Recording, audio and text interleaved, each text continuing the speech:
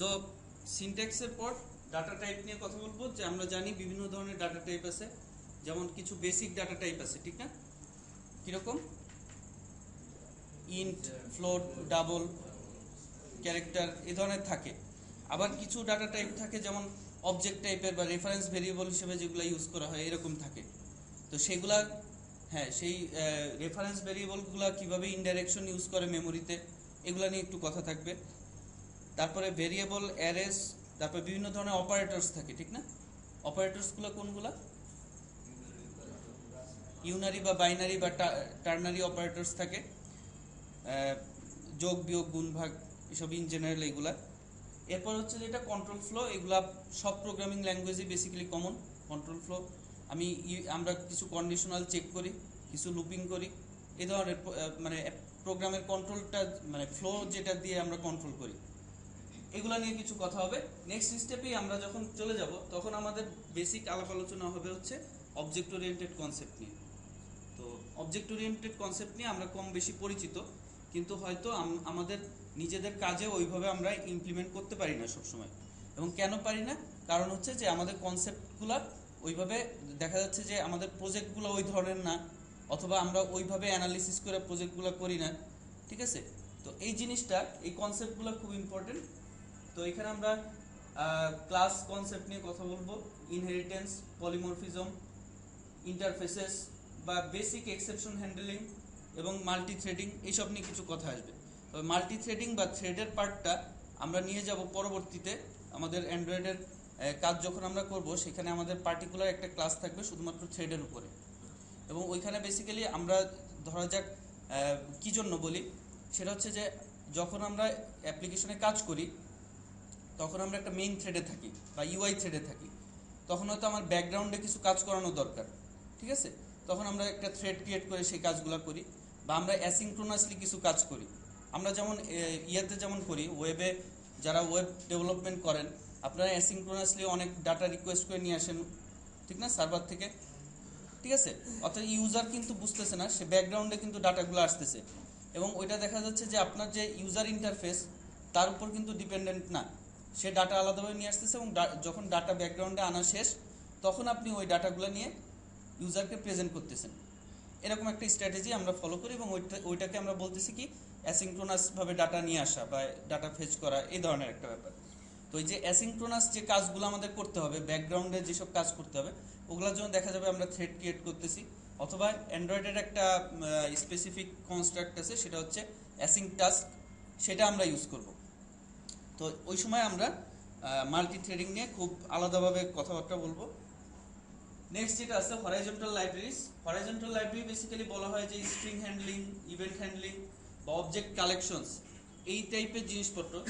যেমন string handling বলতে কি, স্ট্রিংয়ের যে লাইব্রেরি আছে, দেখবেন যে স্ট্রিংয়ের প্রচুর মেথড আছে, হ্যাঁ, এবং স্ট্রিং নিয়ে প্রচুর ম্যানিপুলেশন করতে হয়, প্রচুর কাজ করতে হয়। ইভেন্ট হ্যান্ডলিং, যেমন আমরা সেদিনই দেখলাম যে ক্লিক লিসেনার আমরা অ্যাড করতেছি, বা ক্লিক ইভেন্ট আমাদের হ্যান্ডেল করতে হবে। এরকম অ্যান্ড্রয়েডে আরও কিছু ইভেন্ট আছে, যেমন হচ্ছে টাচ ইভেন্ট আছে। তারপরে হয়তো আপনি যখন জেস্চার নিয়ে কাজ করবেন, হ্যাঁ, খুব ইন্টারেস্টিং জিনিস, আপনি স্ক্রিনে টাচে আপনার বিভিন্ন রকম জেস্চার আপনি দিতে পারেন।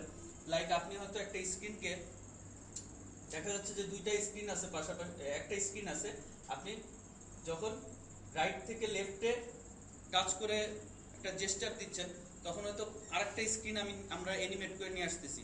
অথবা আবার লেফট টু রাইট যখন আপনি একটা টাচ করে জেস্চার দিচ্ছেন, তখন আরেকটা কাজ করতেছি। অথবা কাস্টম জেস্চারও হতে পারে, লাইক আমি গোল একটা চিহ্ন দিয়ে একটা কমান্ড বুঝাচ্ছি, ঠিক আছে? আমি টাচ করে একটা সার্কেল আঁকলে আমি ওটার কারেসপন্ডিং একটা কমান্ড দিতে যাচ্ছি। তো এই ধরনের যে বিভিন্ন ইভেন্ট, যেমন আমি এই কাজটা করলাম, এটা বেসিক্যালি একটা জেস্চার ইভেন্ট, ঠিক আছে? তো এই জেস্চার ইভেন্ট, মানে বিভিন্ন ধরনের ইভেন্ট যে আমরা হ্যান্ডলিং করি, ওগুলা কিভাবে করতে পারি। এর বাইরে যেটা আছে অবজেক্ট কালেকশনস। জাভার খুব স্ট্রং একটা কালেকশন ফ্রেমওয়ার্ক আছে। এই কালেকশন ফ্রেমওয়ার্কগুলোর মধ্যে কি কি ধরনের ডাটা টাইপ আমরা দেখি, ডাটা স্ট্রাকচার কেউ বলতে পারবেন?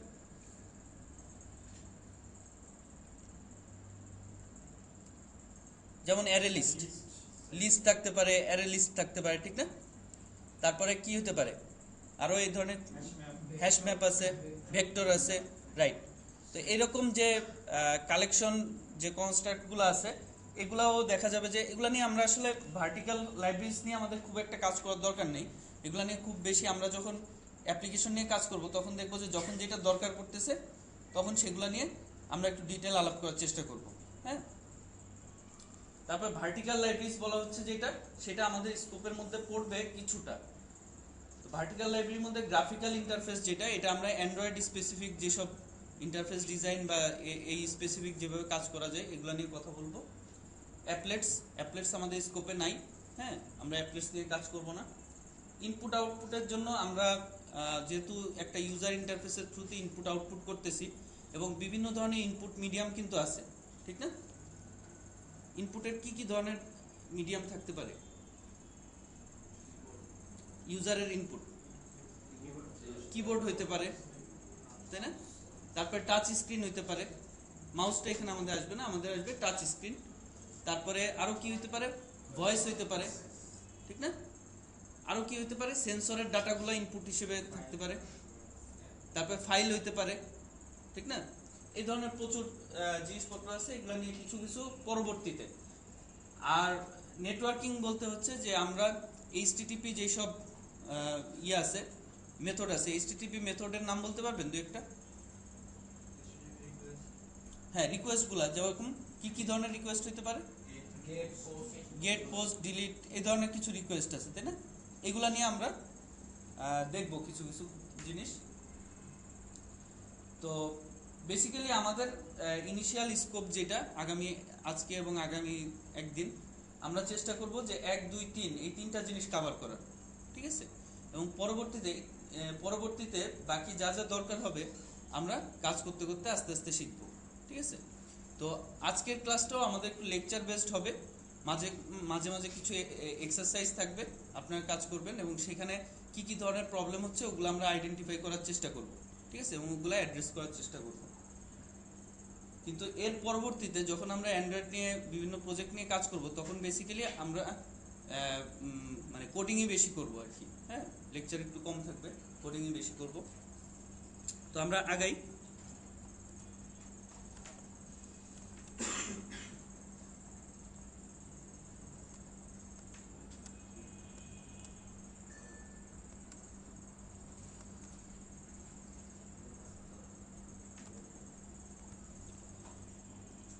সো এইখানে আমরা আর কি জাভা সম্পর্কে কিছু কথা বলবো এবং সেখানে ওপি কনসেপ্টের কিছু সারফেস বলতে আমরা একেবারেই ভাষা কিছু জিনিসপত্র আইডিয়া নেওয়ার চেষ্টা করব।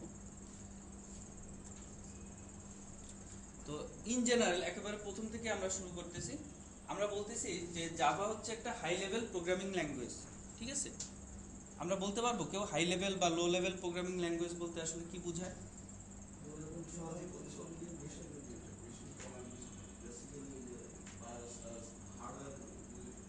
ওগুলো হচ্ছে লো লেভেল, আর হাই লেভেল গুলো রাইট রাইট।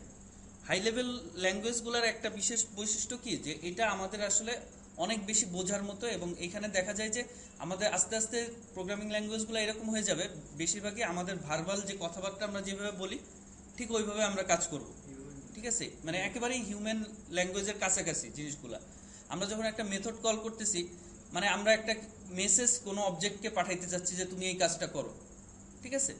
বেসিক্যালি আমরা একটু পরে দেখব যে এই জিনিসগুলা, যে মেথড কলগুলো আমরা করি বা বিভিন্ন অবজেক্টকে বিভিন্ন কাজ করতে বলি, এগুলো আসলে এক ধরনের মেসেজ পাসিং হচ্ছে, এবং কোন অবজেক্ট কি ধরনের কাজ করবে এটা ডিপেন্ড করতেছে ওই অবজেক্টের রেসপন্সিবিলিটির উপর। যে কারণে আপনারা হয়তো স্টুডেন্ট লাইফে পড়ে আসছেন যে সিআরসি কার্ড বানানো হয়, হ্যাঁ, ক্লাস রেসপন্সিবিলিটি কার্ড সফটওয়্যার ইঞ্জিনিয়ারিংয়ের, ঠিক না? যে কোন ক্লাসের কি কি রেসপন্সিবিলিটি আছে, এবং ওই রেসপন্সিবিলিটিগুলাই বেসিক্যালি ডিটারমাইন করে হচ্ছে যে তার মেথডগুলি কি কি হবে। যেমন আমরা যদি একটা ক্লাস ডিজাইন করি যে পার্সন, তার আমরা একটা মেথড সবসময় দেই গেট নেম, হইতে পারে। তো গেট নেম মানে কি? ওই পার্সনটার দায়িত্ব তার নাম বলা, ঠিক না? তার নাম, সে নিজের নাম কি সেট করবে এটাও ধরে নিই তার দায়িত্ব, অর্থাৎ সেট নেম একটা মেথড থাকবে, গেট নেম একটা মেথড থাকবে। তার মানে কি? তার দায়িত্ব হচ্ছে তার নামটা বলা, ঠিক আছে? সো এরকমভাবে আমরা একজন পার্সন, সে তার যেসব দায়িত্ব সেগুলা থেকে বেসিক্যালি তার মেথডগুলি কি হবে এটা আমরা ডিটারমাইন করি।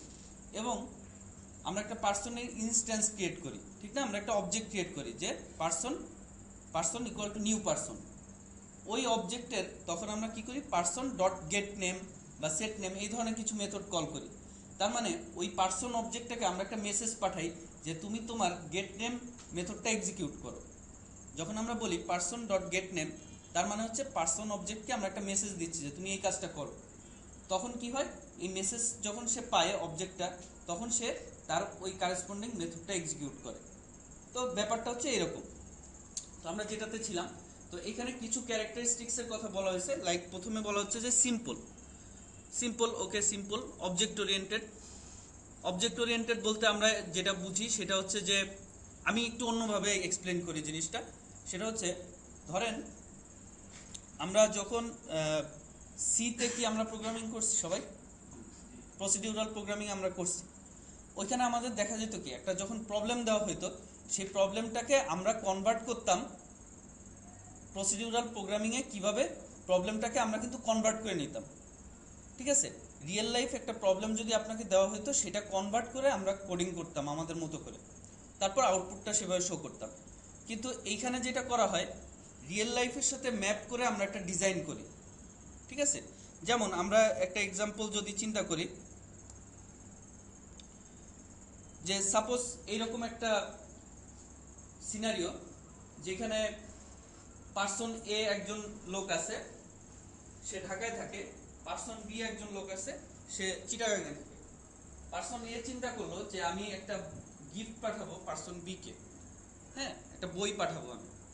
তো সে ফার্স্টে কি, মানে যারা বইয়ের সাপ্লায়ার বা বইয়ের দোকান যেখানে, সে সেখানে একটা অর্ডার প্লেস করলো। অর্ডার প্লেস করলে কি করে, এই অর্ডারটা ডিসপ্যাচ করে দিচ্ছে ঢাকা অফিস থেকে চিটাগাং অফিসে। তো চিটাগাং অফিস আবার স্টোরে খোঁজ করতেছে ওই বইটা আছে কিনা, তাদের স্টকে আছে কিনা।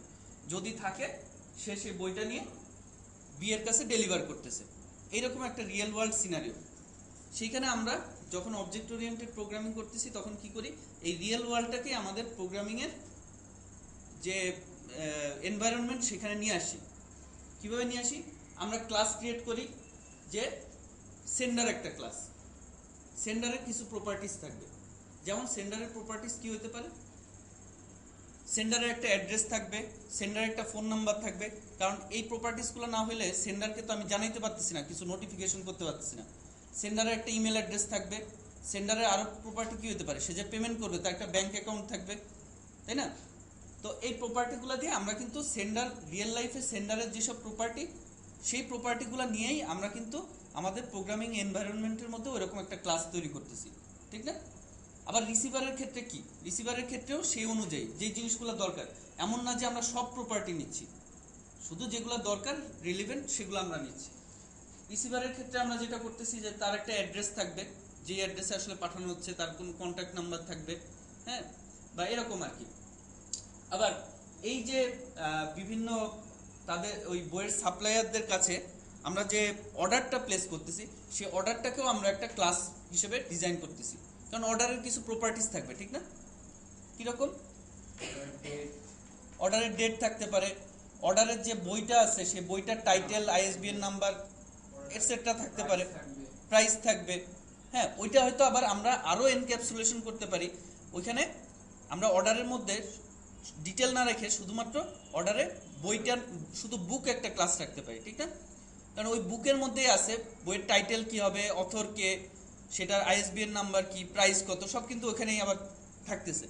তো এইভাবে টোটাল প্রবলেমটাকে আমরা কি করি, আমরা আমাদের এনভায়রনমেন্টে নিয়ে আসি। তো এটা যদি আমরা প্রসিডিউরাল ল্যাঙ্গুয়েজে করতাম, তাহলে আমরা কি এইভাবে করতে পারতাম? তাহলে কিছু কিছু করতে পারতাম, যেমন আমরা তখন স্ট্রাকচার বানাইতাম, ঠিক না? তখন স্ট্রাকচার বানাইতাম, কিন্তু এইরকম ক্লিন মেসেজ পাসিং করে আমরা কাজগুলো করতে পারতাম না, ঠিক না? সো এখন যখন সেন্ডার এই এ সি কে একটা অর্ডার প্লেস করবে, তখন সেন্ডারের একটা মেথড থাকবে প্লেস অর্ডার। সেই প্লেস অর্ডারের কাজ কি হবে, একটা অর্ডার অবজেক্ট ক্রিয়েট করা, ঠিক না? সেই অর্ডার অবজেক্টের মধ্যে সে অনেক প্রপার্টি সেট করবে, যে আমার অর্ডারের মধ্যে এই বইটা থাকবে, আমার অর্ডারে এই রিসিভার থাকবে, সেই অর্ডারের মধ্যে থাকবে যে সেই রিসিভারের মধ্যে আবার আমরা পাবো যে রিসিভারের অ্যাড্রেস কি, এটসেট্রা, তাই তো।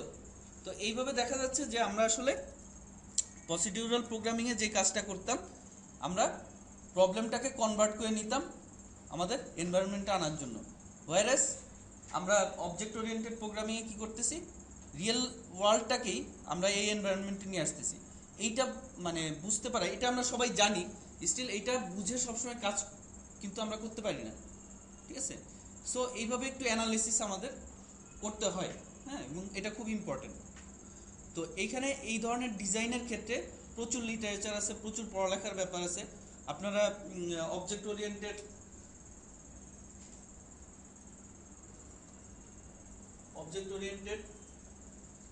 অ্যানালাইসিস অ্যান্ড ডিজাইন এর উপর কিছু পড়ালেখা করতে পারেন।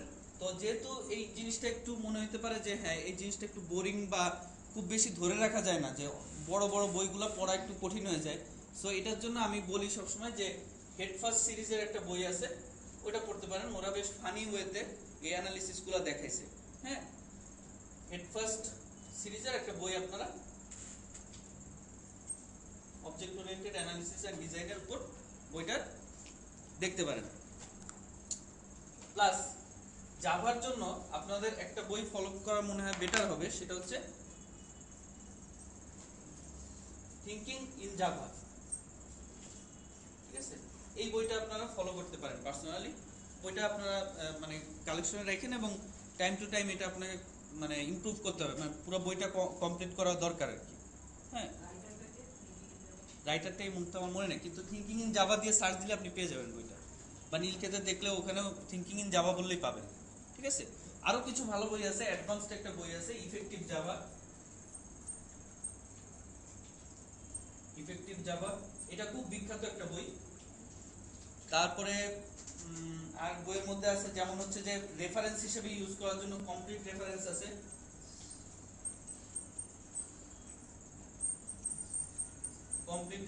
যেটা হচ্ছে হার্ভার্ড শিল্ডের।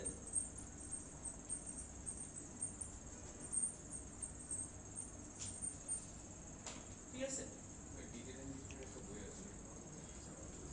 জি ডিটেলের একটা বই আছে, কিন্তু ডিটেলের বইটা মানে আমার কাছে একটু ইয়া লাগে যে ওরা একদম বেশি এডাব্লিউটি সুইং এগুলা ইউজ করে ওই বইটা একটু বেশি ওইদিকে ইয়ে করা হয়েছে, যেখানে আপনার থিংকিং ইন জাভা আর ইফেক্টিভ জাভা এরা বেশি অ্যাড্রেস করছে জাভার মানে একেবারে আর্কিটেকচার লেভেল বা একেবারে কিভাবে কাজ করে লাইব্রেরিগুলা, হ্যাঁ, আর একটু সুন্দরভাবে অ্যাড্রেস করছে, যে কারণে আমি ডিটেলের বইটার নাম বলি নাই।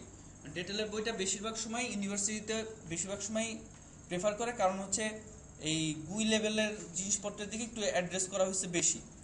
বইটাও ভালো, খুবই ভালো বই, হ্যাঁ, ভালো ভালো এক্সারসাইজ ওখানে দেওয়া আছে, ডেফিনেটলি ওইটাও আপনারা দেখতে পারেন। বাট আমি সবচেয়ে বলবো যে প্রাইমারিলি থিংকিং ইন জাভা বইটা ফলো করেন। জি,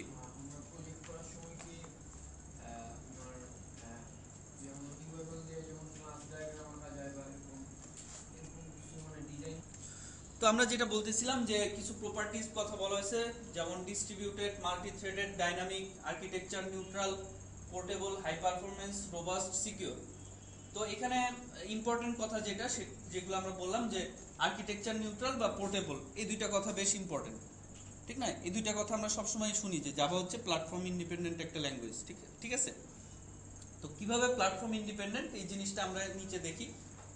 আমরা এখানে দেখতেছি যে আমরা আমাদের কোডগুলো লিখতেছি জাভা ফাইলে, এবং আমাদের কম্পাইলার সেটাকে ক্লাস ফাইলে কনভার্ট করতেছে, এবং সেই ক্লাস ফাইল যেটা জেনারেট হচ্ছে সেই জেনারেটেড ক্লাস ফাইল কিন্তু উইন্ডোজে যখন আপনি কম্পাইল করবেন তখন যা জেনারেট করবে, ম্যাকে যখন জেনারেট করবেন তখনও সেম জেনারেট করবে, ঠিক আছে।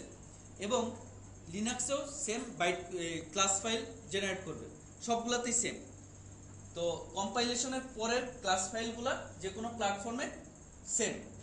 এখন যখন আপনি কি করছেন, এটা ম্যাকে চালাচ্ছেন, তখন ম্যাকের যে জেভিএমটা আছে সেই জেভিএম আপনার এই ক্লাস ফাইলগুলোকে ইন্টারপ্রেট করে যে মেশিন ল্যাঙ্গুয়েজ তৈরি করবে, সেটা ম্যাকের যে প্রসেসর ইউজ করা হচ্ছে তার আর্কিটেকচার ফলো করে।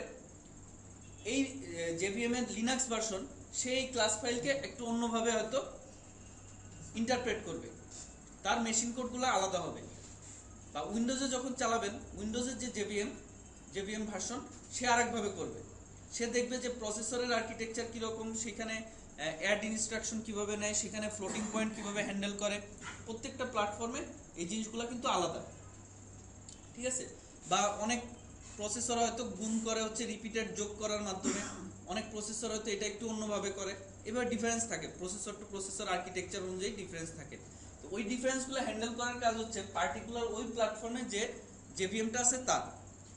তো আমরা পোর্টেবল বলতে বোঝাচ্ছি এই যে ক্লাস ফাইলগুলা কিন্তু সেম। আপনি উইন্ডোজে যে জাভার কোড লিখছেন সেটা ক্লাস ফাইলে কনভার্ট করছেন, সেই ক্লাস ফাইলগুলো নিয়ে যদি আপনি লিনাক্সে চালান, লিনাক্সেও সেমভাবে চলবে। এই হিসাবে বলা হচ্ছে কোডগুলো আমরা রাইট ওয়ান্স এবং রান এভরিওয়্যার, এই কথাটা বলা হয়, রাইট ওয়ান্স রান এভরিওয়্যার। তো এটা বেসিক্যালি সম্ভব হচ্ছে যে জেভিএম এর যে মাল্টিপল ইমপ্লিমেন্টেশন আছে, Windows based implementation, Linux based বা ম্যাক বেসড, যে কোনো ইসের আলাদা আলাদা ইমপ্লিমেন্টেশন তাদের কারণে। তো মোটামুটি এই কারণে আমরা বলতেছি যে প্রসেসরের আর্কিটেকচার কি না কি সেটা আসলে আমাদের কোডিং করার সময় মাথা ঘামানো দরকার নেই। অথবা আমাদের এরকম কিছু ব্যাপার আছে যে প্রসেসরের উপর কিন্তু ডিপেন্ড করে যে আপনার ডাটা টাইপগুলো সাইজ কি হবে। আপনার যে লং যে ডাটা টাইপ, সে 64 বিট হবে না 32 বিট হবে, বা ইন্টিজার কি 32 বিট হবে না 16 বিট হবে, ঠিক আছে। এগুলা কিন্তু ডিপেন্ড করে প্রসেসরের উপরে।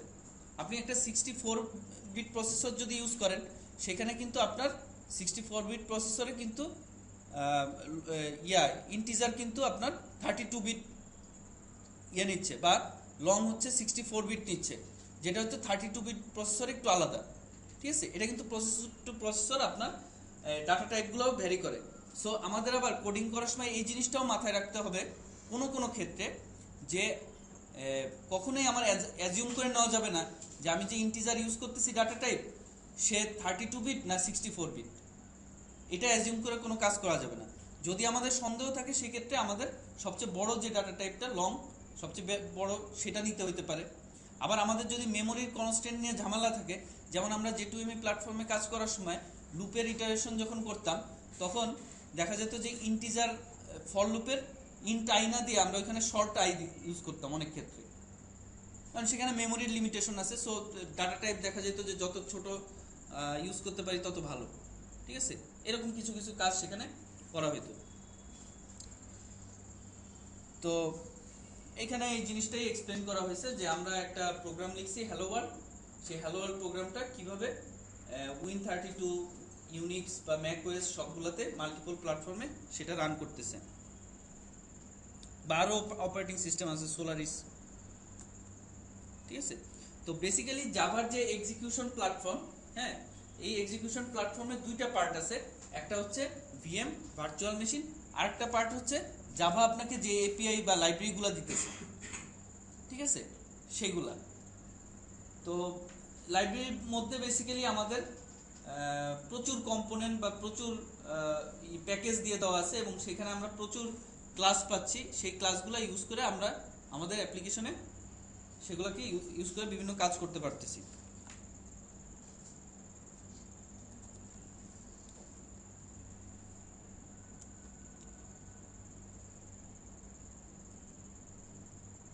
সো আমরা ল্যাঙ্গুয়েজের সম্পর্কে বা সিনট্যাক্স বা বিহেভিয়ার, এগুলা বিভিন্ন জিনিসপত্র জানার জন্য আমরা শুরু করি।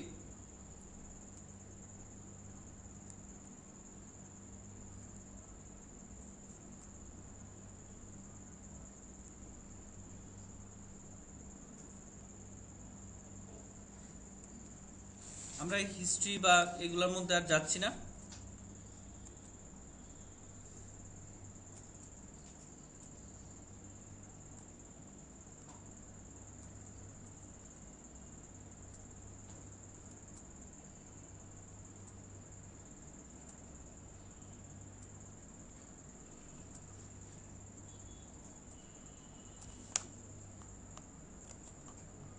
আমরা একটা সিম্পল যে ফার্স্ট প্রোগ্রাম আমরা লিখি সবসময়, এখান থেকে আমরা একটু শুরু করতেছি।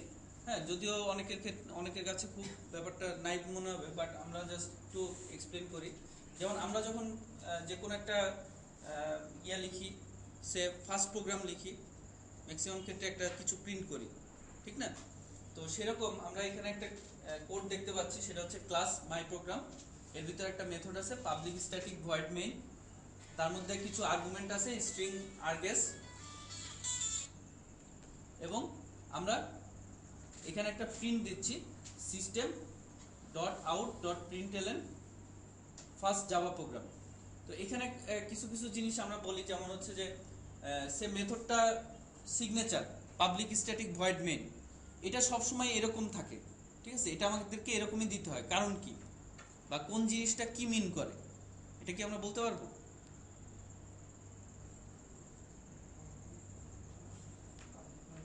মানে আমরা এই মেথডটাকে পাবলিক বলতেছি কেন? রাইট, এইটাকে এই মেথডটাকে ভিএম কিন্তু অ্যাক্সেস করবে, সে কিন্তু এই মেথডটা কল করার মাধ্যমে অ্যাপ্লিকেশনটা স্টার্ট করবে। সো সেটার হচ্ছে স্ট্যাটিক। স্ট্যাটিক এই কারণে আমরা স্ট্যাটিক কিওয়ার্ডটা ইউজ করছি। এরপরে এই মেইন মেথডটা কিছু রিটার্ন করবে না, এই কারণে এটা ভয়েড।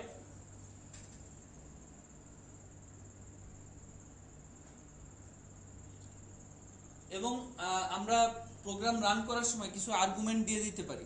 আমরা যদি কমান্ড লাইন থেকে রান করতে চাই সেক্ষেত্রে কিছু কিছু আর্গুমেন্ট দিয়ে দিতে পারি, এবং ওই আর্গুমেন্টগুলো পার্স করে আমরা বিভিন্ন ধরনের কমান্ড লাইন প্যারামিটার থেকে বিভিন্ন কাজ করতে পারি। এরপরে আমরা একটা কোড দেখতেছি system dot out dot প্রিন্টএলএন first Java programme. এইখানে এই লাইনটা দেখে আমরা কি বুঝতেছি? হ্যাঁ, কিছু একটা প্রিন্ট করবে। তো ফার্স্টে এখানে আছে হচ্ছে সিস্টেম, একটা ক্লাসের নেম, তাই না? ক্লাসের নেম যে এটা আমরা কিভাবে বুঝতেছি? ক্যাপিটাল লেটার দিয়ে, অর্থাৎ কোডিং কনভেনশন ফলো করা হয়েছে যেহেতু লাইব্রেরিতে, সো ওইটা দেখেই আমরা বুঝতেছি যে এটা আসলে একটা ক্লাস। এবং এটাকে সরাসরি অ্যাক্সেস করে যখন আমরা আউট লিখতেছি, তার মানে আমরা বুঝতেছি যে আউট যে ইনার ক্লাস আছে, আউট ইনার ক্লাসটা হচ্ছে একটা স্ট্যাটিক ক্লাস, ঠিক না?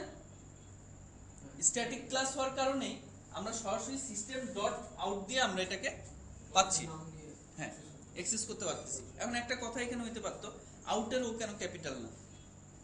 ঠিক আছে, এটা আমারও একটা কোশ্চেন, ঠিক আছে? কারণ একটা ইনার ক্লাস কিন্তু আউট, কারণ মেথড কিন্তু হচ্ছে প্রিন্টএলএন, আমরা দেখে বুঝতেছি। আর মেথডের নাম কিন্তু আবার স্মল লেটার দিয়ে শুরু হয় এবং তার একটা প্যারামিটার লিস্ট থাকে, যে একটা সার্টেন কতগুলো প্যারামিটার সে ইনপুট হিসেবে নেয়, হ্যাঁ। এবং আরো একটা জিনিস বুঝতেছি, প্রিন্টএলএন মেথডটা কিছু রিটার্ন করে না, ঠিক না? কারণ রিটার্ন করলে সেই রিটার্ন ভ্যালুটা আমরা আবার কোনো একটা ভেরিয়েবলে অ্যাসাইন করতাম, ঠিক আছে? সো এই জিনিসগুলা আমরা এখান থেকে দেখে বুঝতেছি। তবে আরেকটা ব্যাপার আছে, যেসব মেথড বুলিয়ান রিটার্ন করে সেগুলা কিন্তু আমার কোনো কিছুতে অ্যাসাইন না করলেও চলে, এটা আপনারা দেখবেন আর পরবর্তীতে। তো এখানে আমরা একটা ছোট্ট প্রোগ্রাম দেখলাম। জি শিওর।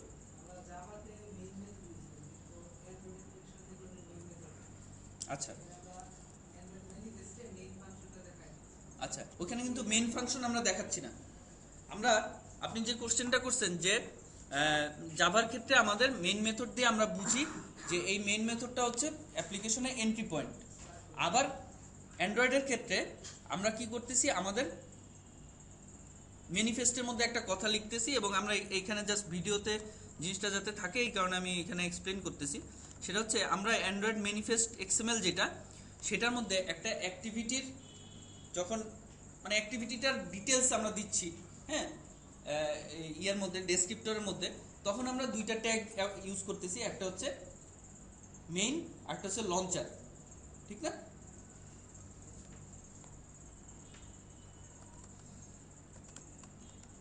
অ্যাপ্লিকেশনের এন্ট্রি পয়েন্ট বোঝানোর জন্য আমরা এই দুইটা লাইন ইউজ করতেছি, ঠিক আছে?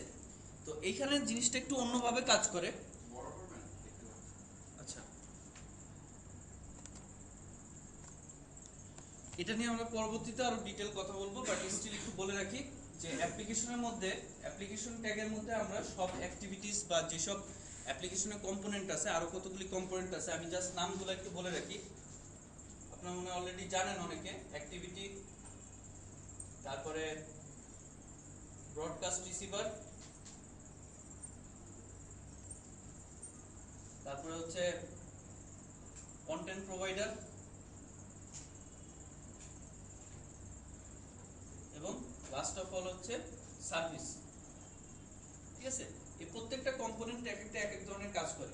লাইক অ্যাক্টিভিটি যেটা করে, ইউজারকে একটা ইউজার ইন্টারফেস দেয় যে যেখানে সে ইন্টারঅ্যাক্ট করতে পারে। ঠিক আছে, তো অ্যাক্টিভিটি এই কাজটা করে, কিন্তু আমরা কি ইমপ্লিমেন্টেশনের সময় কি করছি, যে অ্যাক্টিভিটি ক্লাসকে এক্সটেন্ড করে আমরা একটা ক্লাস বানাইছি, তাই না? তো অ্যাক্টিভিটি ক্লাসকে এক্সটেন্ড করে আমরা যখন একটা ক্লাস বানাইছি, ওই ক্লাসকে কিন্তু আমরা বলতেছি ওইটা একটা অ্যাক্টিভিটি, যেহেতু সে একটা ইনহেরিটেড ক্লাস।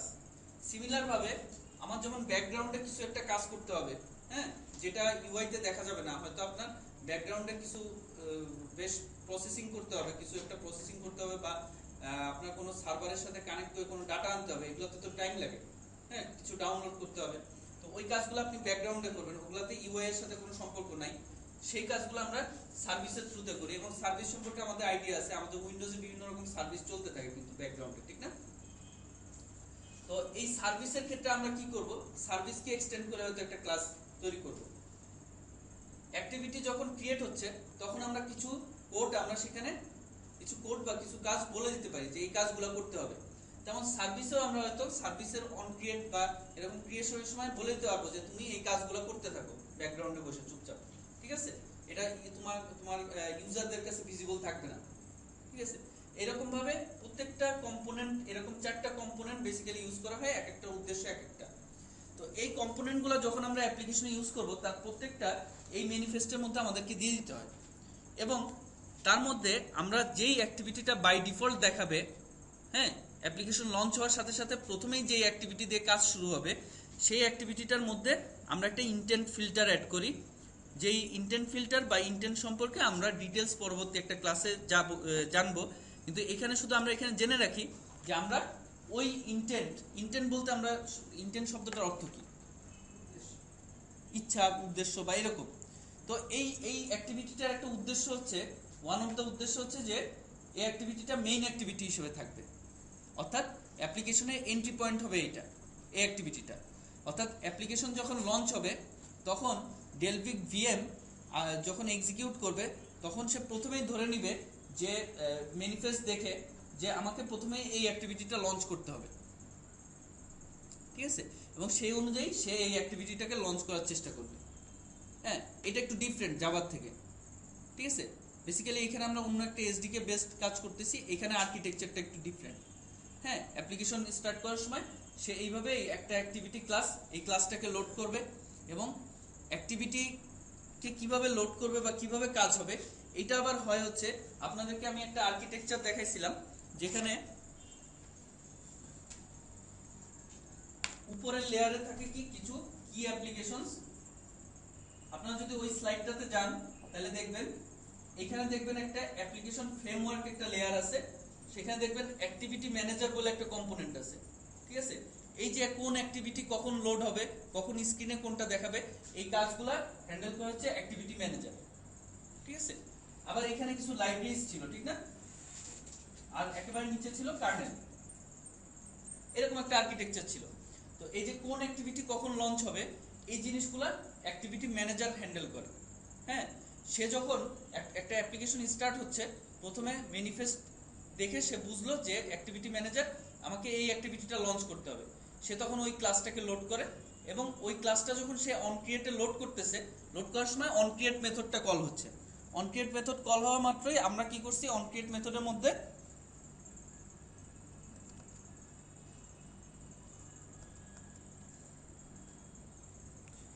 অন ক্রিয়েট মেথডের মধ্যে ফার্স্টে আমরা একটা কন্টেন্ট ভিউতে একটা লেআউট সেট করে দিছি, তাই না? সেট কন্টেন্ট ভিউ দিয়ে এই লেআউটটা সেট করার সাথে সাথে কি হচ্ছে, আপনার যে এক্সএমএল লেআউটটা আছে সেটা রেন্ডার করে স্ক্রিনে দেখানো হচ্ছে, এবং লেআউট রেন্ডার করা শেষ। এরপর আপনি কি করছেন, ভেরিয়েবল কিছু বাটন, এডিট টেক্সট, এই অবজেক্টগুলো তৈরি করছেন, এবং সেগুলোকে এক্সএমএল এর যে কারেসপন্ডিং ভিউগুলো ছিল তাদের সাথে কানেক্ট করছেন কিছু মেথড ইউজ করে। এবং সেই মেথড দেখে আমরা কিন্তু আবার বুঝতেছি, ফাইন্ড ভিউ বাই আইডি, এটা থেকে বুঝতেছি এটা অ্যাক্টিভিটির একটা মেথড, মানে সুপার ক্লাসের একটা মেথড কল করতেছি যে ইন্টারনালি ওই কাজটা করতেছে, হুক আপ করে দেওয়ার। জাভার একটা অবজেক্টের সাথে এক্সএমএল এর একটা ভিউ এর। এই হুকআপটা হওয়ার পরে এখন ওই এক্সএমএল এর ভিউটা আপনার কাছে অ্যাক্সেসিবল হবে, ওইটাকে নিয়ে এখন আপনি ম্যানিপুলেট করতে পারবেন। কিন্তু তার আগে যদি আপনি করতে যান আপনি নাল পয়েন্টার এক্সেপশন পাবেন, কারণ ওখানে ওই অবজেক্টের কোনো ইনিশিয়ালাইজেশন নাই, বাটনটা বা এডিট টেক্সটের কোনো ইনিশিয়ালাইজেশন হয় নাই। তারপর সেখানে আমরা ক্লিক লিসেনার অ্যাড করে রাখছি। হ্যাঁ, সো যখনই কোনো এই আউটপুট বাটনে প্রেস হবে, আউটপুট বাটনে প্রেস হওয়ার সাথে সাথে ভিএম কিন্তু জানতেছে যে এর একটা ক্লিক লিসেনার আছে। সেই ক্লিক লিসেনারটাকে এই ক্লাসটা নিজেই হচ্ছে সেই ক্লিক লিসেনার, কারণ আমরা অন ক্লিক লিসেনারটাকে ইমপ্লিমেন্ট করছি। ঠিক আছে, তো যেহেতু এই কারেন্ট ক্লাসটাই হচ্ছে ক্লিক লিসেনার, সো সে অন ক্লিক লিসেনারকে ইমপ্লিমেন্ট করছে, তার মানে তার একটা অন ক্লিক মেথড আছে। সেই অন ক্লিক মেথডের মধ্যে যেই কাজগুলো করা হয়েছে সেগুলো তখন সে এক্সিকিউট করতেছে। মোটামুটি সিম্পল, যে আমাদের গত দিনের এক্সাম্পল থেকে আমরা ইয়েটা দিলাম। তো আপনার কোশ্চেন যেটা ছিল যে এখানে মেইন নেই কেন, ঠিক আছে, এখানে আমরা বেসিক্যালি এই অ্যাপ্লিকেশনের কম্পোনেন্ট বেসড কাজগুলো হয় এবং এটার ম্যানেজমেন্ট হয় অ্যাপ্লিকেশন ফ্রেমওয়ার্ক লেভেল থেকে। ঠিক আছে, সো এখানে আমরা একটা মেইন ফাংশন ইউজ করতেছি না, যদিও যদি আপনি অন্য প্ল্যাটফর্মে যান, সে আপনি আইওএস প্ল্যাটফর্মে কাজ করতে যান, সেখানে অ্যাপ্লিকেশনের শুরুতে একটা মেইন মেথড থাকে, সেখানে আরো অনেক কনসেপ্ট থাকে। অ্যাপ ডেলিগেটের একটা কনসেপ্ট আছে। হ্যাঁ, মেইন মেথড থেকে অ্যাপ ডেলিগেটকে স্টার্ট করা হয়। অ্যাপ ডেলিগেট তখন একটার পর একটা ভিউকে সে স্ক্রিনে পুশ করতে পারে, এরকম কিছু কনসেপ্ট আছে। তো আমরা যেখানে ছিলাম এখানে ফিরে যাই।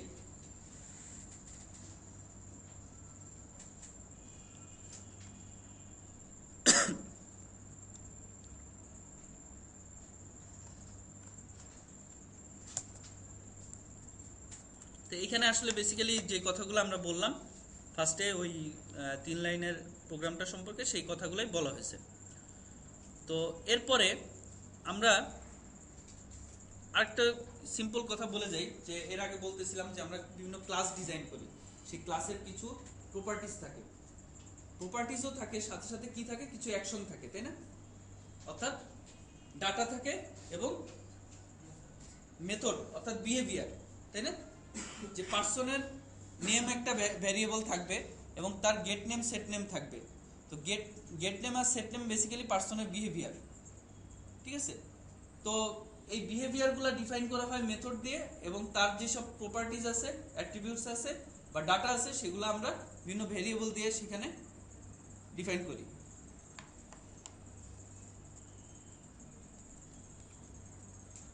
এখানে এই জিনিসগুলো এক্সপ্লেন করা হয়েছে, যে জিনিসগুলো অলরেডি আপনারা অ্যান্সার করছেন।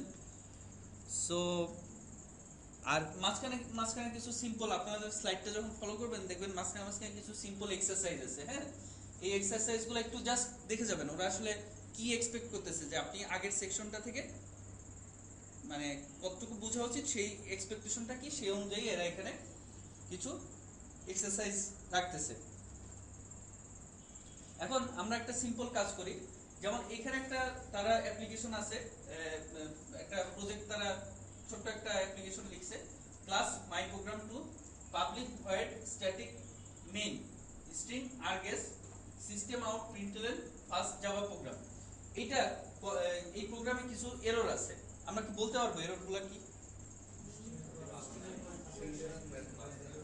স্ট্রিং আর্গেস এখানে থার্ড ব্র্যাকেট দেয় না, অর্থাৎ স্ট্রিং এর অ্যারে হিসেবে নেয় না, এটা একটা এরর। মেইন মেথডটা ছোট হাতের হবে, সিস্টেমের এস ক্যাপিটাল হবে,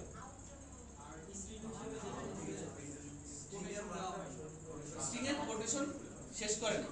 তো এই এররগুলা, এই সেম কোডটা যদি আপনি আপনার ইক্লিপসে লেখেন, এররগুলা কিন্তু আপনি পাবেন স্পেসিফিক কিছু কথাবার্তা। যেমন এই মেইন মেথড যদি আপনি ক্যাপিটাল লিখেন তাহলে এররটা কি দিবে, ঠিক আছে? বা সিস্টেম যদি স্মল লেটারে লিখেন তাহলে এররটা কি দিবে? সে হয়তো বলবে যে সিস্টেম ইজ নট রিকগনাইজড, বা এই ধরনের এই নামে কোনো ক্লাস নাই। সো এরকম একটা ভুল প্রোগ্রাম লিখে আপনারা দেখতে হবে যে কোন ক্ষেত্রে কি ধরনের এরর ওরা শো করে। ঠিক আছে, ওই এররগুলা কিন্তু আপনি যখন কোডিং করতে যাবেন পরবর্তীতে, তখন দেখবেন যে সেম টাইপের এররগুলা কম্পাইলার দিচ্ছে এবং ইক্লিপসে আপনার পাশে শো করতেছে। সো ওই এররগুলো দেখলে আপনি আস্তে আস্তে একটু স্টাডি করলে বুঝতে পারবেন এই এররটা আসলে কেন দিচ্ছে। ঠিক আছে, যখন আপনি ম্যানুয়ালি কোডগুলা রিভিউ করবেন বা কোড লিখবেন বা অন্য কারো কোড পড়বেন, তখন আপনি বুঝতে পারবেন বেসিক্যালি যে কোন এররগুলো কি কারণে দিচ্ছে, সে অনুযায়ী ফিক্স করতে পারবেন। তো আমাদের ডেভেলপমেন্টের একটা লাইফের বিশাল টাইম কিন্তু যায় কিসে, অন্যের কোড পড়তে, ঠিক না? আমাদেরকে কিন্তু প্রচুর অন্যের কোড পড়তে হয়, এটা ডেভেলপমেন্টের সময় হোক, লার্নিং এর সময় হোক, ঠিক আছে? সো সেগুলা দেখে দেখে আবার আমরা নিজেরা কিছু এক্সপেরিমেন্ট করি, কোড লিখি। সো এররগুলা তখন আমাদের স্টাডি করা উচিত, কোন এররগুলা কি জন্য হচ্ছে, এগুলোর পিছনে যথেষ্ট সময় দেওয়া উচিত। শুধু বিভিন্ন জায়গা থেকে কোড যদি আমরা কপি পেস্ট করে রান করলে ওকে, এই পর্যায়ে গেলে আসলে আমরা অনেক কিছু মিস করব, মানে অনেক ফান মিস করবো। ইনফ্যাক্ট একটা জিনিস আপনি যদি এটা একটা রিচার্ড ফাইনম্যানের নাম শুনছেন কেউ? আমেরিকান একজন ফিজিসিস্ট আর কি, ওই যে প্রজেক্ট ম্যানহাটনে ছিল আর। তো ওই ফিজিসিস্ট উনি খুবই ট্যালেন্টেড একজন পার্সন। উনি একটা কথা বলছিল, ধরা যাক আপনার যদি কোনো বিষয়ে আগ্রহ না হয়, সে কোনো কিছু আপনার বোরিং লাগতেছে, তাহলে যেটা করা উচিত সেটা হচ্ছে যে ওই বিষয়টা নিয়ে আরও ডিগ ডাউন করা উচিত। যত ভিতরে যাবেন আস্তে আস্তে কিন্তু ইন্টারেস্ট গ্রো করতে থাকে। ব্যাপারটা হচ্ছে এরকম, একটা মানুষের সাথে অনেকদিন থাকলে তার সাথে সিম্প্যাথি গ্রো করে, তার সাথে একটা সম্পর্ক গ্রো করে। ব্যাপারটা হচ্ছে অনেকটা এরকম, মানে সময় দিতে হবে প্রচুর। হ্যাঁ, এই সময়টা কিভাবে দেওয়া যায়? সময়টা দেওয়ার উপায় হচ্ছে যে এই ছোট ছোট জিনিসপত্র নিয়ে একটু এক্সপেরিমেন্ট করা। তখন নিজের মধ্যে কিছু কনফিডেন্স বিল্ড আপ করে যে না, আমি তো ভিতরের ব্যাপারগুলো বুঝি, ঠিক আছে? মানে আমাদের ইন জেনারেল আমি দেখছি যে আমার টিমে আমি নতুন নতুন যাদেরকে নেই, হ্যাঁ, যাদের সাথে কাজ করি, আপনারা অনেকেই আছেন খুব এক্সপিরিয়েন্স, বাট আমার এক্সপিরিয়েন্স যেটা, যে আমি নতুন অনেকের সাথে কাজ করি তখন একটা প্রবলেম ফেস করি। আচ্ছা, তো এখানে এটা দেখানোর উদ্দেশ্য আর কিছু না, আমরা বেসিক কিছু যখন কোনো কোডিং করব তখন কিছু কোড এদিক ওদিক করে কিছু এরর নিজেরা জেনারেট করে আমরা দেখব যে কম্পাইলার কি ধরনের এরর দেয়, ঠিক আছে? এটা হচ্ছে সেলফ লার্নিং এর জন্য খুব দরকার। হ্যাঁ, এবং সেলফ লার্নিং হচ্ছে বেস্ট লার্নিং, ঠিক আছে? এছাড়া এখানে যেটা বলা হয়েছে যে জাভার এপিআই ডকুমেন্টেশন যদি দেখেন সেটাকে কি বলা হয়, জাভা ডক। তো জাভার ডকুমেন্টেশনটা কিন্তু খুব চমৎকার একটা জিনিস। এই এইচটিএমএল যে ডকুমেন্টেশন আছে এখানে দেখে প্রত্যেকটা ক্লাসের দেখা যায় যে প্রত্যেকটা ক্লাসের টোটাল কি কি মেথড আছে, কোন ক্লাস হায়ারার্কিগুলো পাচ্ছেন, মেথডগুলো কোনটা কি ভ্যালু রিটার্ন করতেছে, কি প্যারামিটার এক্সপেক্ট করতেছে, হ্যাঁ, এবং কোন মেথডগুলো ডেপ্লিকেটেড হয়ে যাচ্ছে, নতুন মেথড কোনগুলা, হ্যাঁ, এগুলা রিলেটেড ক্লাস কোনগুলো আছে, যে এই ক্লাসের সাথে রিলেটেড ক্লাস অন্য আর কি কি আছে, এইসব লিস্ট সহ খুব সুন্দর ডকুমেন্টেশন থাকে, ঠিক আছে? একেবারে সেম টু সেম ডকুমেন্টেশন অ্যান্ড্রয়েডের ডকুমেন্টেশন কিন্তু আমরা পাবো। সেটা হচ্ছে আপনারা যদি ইয়েতে যান, developer.android.com, এখানে আপনারা পাবেন রেফারেন্সেসের মধ্যে।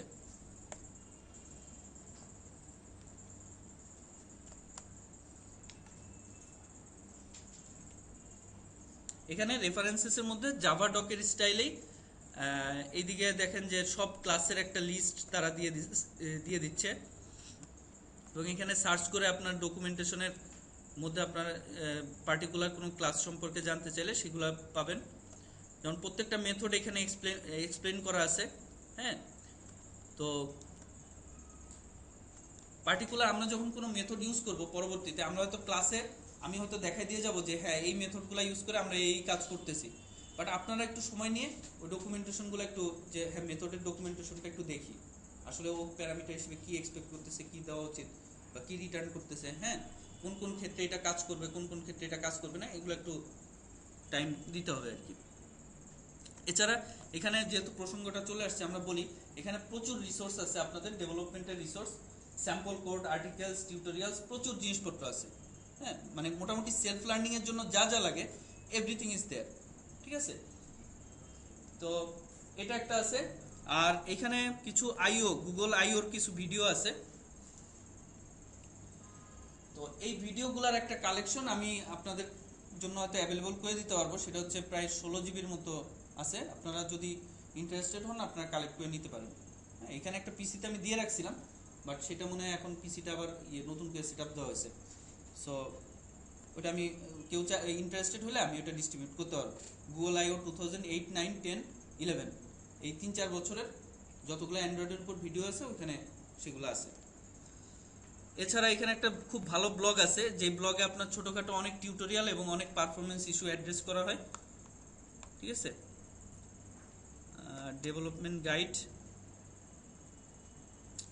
ডেভেলপমেন্ট গাইডে আসলে খুব ডিটেলস ভাবে প্রত্যেকটা এসডিকে টপিকস ধরে ধরে ডিসকাস করা হয় এবং একেবারে বেসিক থেকে শুরু করে সবকিছু ডিসকাস করা হয়। ঠিক আছে, তো আমরা মোটামুটি এই জিনিসগুলাই আমাদের কোর্সে কভার করার চেষ্টা করি, কিন্তু উইথ সাম এক্সাম্পলস, হ্যাঁ, উইথ এক্সাম্পল কোড, টিউটোরিয়াল ইত্যাদি ইত্যাদি।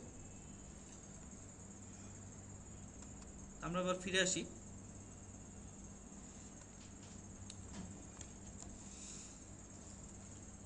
তো এখানে দেখানো হয়েছে যে ডকুমেন্টেশনগুলো কিভাবে ইউজ করা উচিত, হ্যাঁ, এবং ডকুমেন্টেশনের ইয়েগুলা যে কিভাবে ক্লাস ইনহেরিটেন্স হায়ারার্কি দেখানো হয়, ইন্টারফেসগুলোকে দেখানো হয়, কনস্ট্রাক্টরস, অ্যাট্রিবিউটস, মেথড, এগুলো কিভাবে দেখানো হয় ওখানে আছে। তো আমরা নেক্সট যে টপিকসে চলে যাব সেটা হচ্ছে ল্যাঙ্গুয়েজ স্পেসিফিক যে কথাগুলো। তো আমরা জাভার একটা জিনিস সম্পর্কে আমরা একটু বুঝতে পারলাম, সেটা হচ্ছে এটা দুইটা পার্ট আছে। একটা পার্ট হচ্ছে প্রসিডিউরাল পার্ট, একটা পার্ট হচ্ছে অবজেক্ট ওরিয়েন্টেড পার্ট। প্রসিডিউরাল পার্টে আমরা কি করি, আমরা একটা মেথডের মধ্যে যে কোডগুলো লিখি এটা কিন্তু লিনিয়ার একটা জিনিস। লিনিয়ার বলতে একটার পর একটা জিনিস এক্সিকিউট হবে, ঠিক না? তো এই জিনিসটা হচ্ছে প্রসিডিউরাল ল্যাঙ্গুয়েজে যেভাবে করা হয় সেইভাবেই করা হয় বেসিক্যালি, সেই জিনিসই। আর একটা হচ্ছে অবজেক্ট ওরিয়েন্টেড পার্ট, যেই পার্টে আমাদের থাকে হচ্ছে বিভিন্ন আমাদের ক্লাস ডিজাইনগুলো থাকে, বিভিন্ন ক্লাস থাকে, ইন্টারফেস থাকে, হ্যাঁ, একটা হায়ারার্কি থাকে, ইনহেরিটেন্স থাকে, সেগুলোর মধ্যে আমরা পলিমরফিজম ইমপ্লিমেন্ট করি, সেগুলোর মধ্যে আমরা এনক্যাপসুলেশন আনি, সেগুলো কিভাবে আনি দেখবো আমরা। তো মোট কথা দুইটা পার্ট থাকে, procedural part, object oriented part. তো ল্যাঙ্গুয়েজ সিনট্যাক্স বা এই ধরনের জিনিসগুলো যখন নিয়ে আলাপ করব তখন বেসিক্যালি আমরা থাকবো হচ্ছে প্রসিডিউরাল পার্টে। ঠিক আছে, তো এই প্রসিডিউরাল পার্টের মধ্যে ফার্স্টে আসতেছে সিনট্যাক্স নিয়ে কথাবার্তা। সিনট্যাক্সের মধ্যে আমরা কিছু জিনিস আছে, যেমন white spaces, identifiers, comments, separators, keywords, এগুলো বেশিরভাগই আপনারা জানেন, আমরা এগুলো খুব দ্রুত আগে যাব। Data types, variables, arrays, operators এবং কন্ট্রোল ফ্লো, যেটা আমরা আগেই বলছি।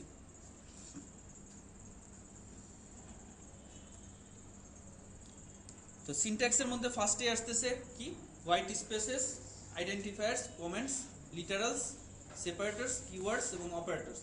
এগুলো প্রত্যেকটা স্পেসিফিক আলাদা আলাদাভাবে ডিসকাস করা মানে সময়ে চলে যাওয়া। সো আমরা জাস্ট একটু করব যে কোন জিনিসটা কি আসলে। যেমন হোয়াইট স্পেসেস, এই রিলেটেড কি আছে, মানে কি থাকতে পারে, লাইক হচ্ছে যে আমরা হোয়াইট স্পেসগুলো তো কম্পাইলার কিছু কাউন্ট করে না, হ্যাঁ, ঠিক আছে। তো এই হচ্ছে ব্যাপার যে আমরা ট্যাব ইউজ করতেছি বা স্পেস দিচ্ছি, হ্যাঁ, ইচ্ছা মতো আমরা ইন্ডেন্টেশন করতে পারতেছি। স্টিল এখানে ইম্পর্টেন্ট জিনিস হচ্ছে যে কোডের ইন্ডেন্টেশনটা ঠিক রাখা। ইন্ডেন্টেশন কি, এরকম যে ধাপ ধাপ করে আমরা জিনিসগুলোকে সাজাচ্ছি, এটা কোডের ইন্ডেন্টেশনটা ঠিক রাখা খুব দরকার, কারণ হচ্ছে কোড না হলে রিডেবল হয় না। তো এক্লিপসে আমাদের একটা ফিচার আছে, হ্যাঁ, একটা শর্টকাট কি আছে, আপনারা একটু নোট করে রাখতে পারেন। সেটা হচ্ছে যে এক্লিপসের শর্টকাট কিগুলো জানা থাকলে কিন্তু খুব সুবিধা, কোড অর্গানাইজ করা খুব সুবিধা। যেমন আমরা যদি এই কোডটুকুই আমরা ইন্ডেন্টেশন যদি উল্টাপাল্টা করি, ঠিক আছে, সে আমরা এরকম একটু ইন্ডেন্টেশন উল্টাপাল্টা করে আমরা যদি কন্ট্রোল শিফট এফ ইউজ করি, তাহলে দেখা যাচ্ছে সেটাকে আবার ফরম্যাট করে খুব সুন্দর করে অর্গানাইজ করে দিচ্ছে। ঠিক আছে, তো এই ইন্ডেন্টেশন খুব ইম্পর্টেন্ট এই কারণে, আজকাল কিন্তু আমরা যখন সিভি দেখি, হ্যাঁ, যখন আমরা রিক্রুট করার সময় সিভি দেখি সব অর্গানাইজেশনে, যদি কেউ তাদের নিজেদের করা কোনো কোড গিট হাবে আপ করে সেটা লিঙ্ক দিয়ে দেয়, আমরা কিন্তু সেগুলা খুব চেক করি যে আজকাল কিন্তু এটা একটা নতুন ট্রেন্ড এবং এটা করা উচিত যে আপনি যেসব কাজ করছেন সেই সোর্স কোডগুলা কোনো একটা রিপোজিটরিতে তুলে দিয়ে সেই লিঙ্কটা সিভিতে অ্যাড করা। ঠিক আছে, কারণ হচ্ছে তাইলে আমরা ওই গিটহাব থেকে চেক করতে পারি যে তার সোর্স কোডের কোয়ালিটি কেমন, সে কীভাবে কাজ করে। হ্যাঁ, এটা কিন্তু খুব ইম্পর্টেন্ট, মানে জাস্ট শেয়ার করার জন্য বলতেছি। তো সেখানে কিন্তু এই জিনিসগুলো খুব চেক করা হয় যে কোডের ইন্ডেন্টেশন তার কীরকম, কোডে সে কীরকম কনভেনশন ইউজ করতেছে, নেমিং কনভেনশনগুলা, হ্যাঁ, তার কোডের স্ট্যান্ডার্ড কতটুকু, সে কত এফিসিয়েন্টভাবে কাজ করতেছে, এই জিনিসগুলো কিন্তু দেখে, যত ছোট কোডই হোক সেটা ব্যাপার না, কিন্তু আপনি আপনার কোয়ালিটি আপনি কিন্তু এর মাধ্যমে এক্সপ্রেস করতে পারতেছেন। এটা খুব ইম্পর্টেন্ট। আপনারা ভবিষ্যতে যারা ফ্রেশার আছেন, অনেকেই আছেন ফ্রেশার, আপনারা যখন জবের জন্য চেষ্টা করবেন তখন চেষ্টা করবেন আপনাদের কিছু কাজ এরকম কোনো রিপোজিটরিতে তুলে দিয়ে সেগুলার লিঙ্ক দিয়ে দিতে, যত ছোট কাজই হোক, আপনার কাছে যাই মনে হোক, হ্যাঁ, স্টিল যেই কাজটা নিয়ে আপনার মনে হয় যে স্যাটিসফাইড, যে কাজটা আপনি খুব অর্গানাইজডভাবে করছেন, সেই কাজগুলোর লিঙ্ক দিয়ে দিতে পারেন। সেখান থেকে এমপ্লয়াররা কিন্তু একটা আইডিয়া পাবে যে আপনি আসলে আপনার পজিশনটা কি। তো এটা একটা ইম্পর্টেন্ট জিনিস। জি, কন্ট্রোল শিফট এফ। তো নেক্সট আমরা যেখানে ছিলাম ফিরে যাই। এই হচ্ছে যে ব্যাপার, যে হোয়াইট স্পেস গেল, এরপর আসতেছে আইডেন্টিফায়ার। আইডেন্টিফায়ারের মানে আইডেন্টিফায়ারগুলা কোনগুলা? Class name, method name, variable name, এগুলা যা যা আমরা ইউজ করবো এগুলো বেসিক্যালি হচ্ছে আইডেন্টিফায়ার। তো আইডেন্টিফায়ারগুলোর ক্ষেত্রে কিছু নিয়ম আছে কি, যেমন এখানে বলা হচ্ছে an identifier is any sequence of letters, digits, underscore or dollar sign that do not begin with a digit। অর্থাৎ আপনার একটা আইডেন্টিফায়ার আন্ডারস্কোর দিয়ে শুরু হতে পারে, ডলার দিয়ে শুরু হতে পারে, কিন্তু ডিজিট দিয়ে শুরু হতে পারে না, ঠিক আছে? আর এটা বেসিক্যালি স্পেশাল ক্যারেক্টার আন্ডারস্কোর বা ডলার ছাড়া আর কিছু, স্ল্যাশ আমরা ইউজ করতে পারবো না কোনো আইডেন্টিফায়ারের নামের মধ্যে, আইডেন্টিফায়ারের মধ্যে, class name, method name, variable name, এগুলোর মধ্যে। এবং যেহেতু আইডেন্টিফায়ারগুলা কেস সেনসিটিভ, সো এখানে যেমন দেখা যাচ্ছে ভ্যালু, তিনটা ভ্যালু লেখা হয়েছে, এই তিনটা আসলে তিনটা ডিফারেন্ট আইডেন্টিফায়ার, ঠিক আছে? তো এইখানে নিচে একটা কোডের ভিতরে দেখানো হচ্ছে যে এখানে কোনগুলো আইডেন্টিফায়ার। যেমন class my programme, my programme হচ্ছে আইডেন্টিফায়ার কারণ এটা class name. Public static void main, main হচ্ছে একটা আইডেন্টিফায়ার কারণ হচ্ছে এটা মেথড নেম। স্ট্রিং একটা ক্লাসের নাম, তাই এটা আইডেন্টিফায়ার। আর গেস্ট যেটা, সেটা একটা ভেরিয়েবল, যেহেতু হ্যাঁ একটা স্ট্রিং এর অ্যারে ভেরিয়েবল, সো এটা একটা identifier. System class name, out একটা তার ইনার ক্লাস নেম। প্রিন্টএলএন এটা একটা মেথড নেম। সো এখানে টোটাল আমরা দেখতেছি 1 2 3 4 5 6 7 সাতটা আইডেন্টিফায়ার আছে। ফার্স্ট জাভা প্রোগ্রাম, এটা কি আইডেন্টিফায়ার? এটা কি? এটা হচ্ছে একটা স্ট্রিং, কিন্তু এটা একটা কনস্ট্যান্ট স্ট্রিং। কনস্ট্যান্ট গুলাকে বলা হয় হচ্ছে জাভায় লিটারালস, এটাকে বলা হচ্ছে আসলে একটা স্ট্রিং লিটারাল, ঠিক আছে?